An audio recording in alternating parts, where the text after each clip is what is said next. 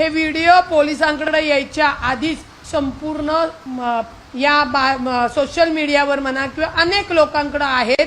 त्याच्यामुळे ते दोघ जण तुम्ही सांगतात ते पुण्यामध्ये सुद्धा आले, पुण्यामध्ये सामाजिक कार्यकर्त्या महिलाला भेटले, त्यांना हे व्हिडिओ दाखवले, परंतु त्या सामाजिक कार्यकर्त्या महिलेनी गुरुमाऊली म्हणणाऱ्या महिलेशी बसून त्याच्यामध्ये तडजोड करण्यात आली। वाईट एवढंच वाटतं, जी महिला समाजासाठी महिलांना सुरक्षित करायचं सोडून किंवा सामाजिक महिलांनी त्यांचं रक्षण करायचं सोडून त्या आमच्या महिला भगिनींनी त्याच्यामध्ये तडजोड केली आणि प्रकरण तिथेच थांबवलं।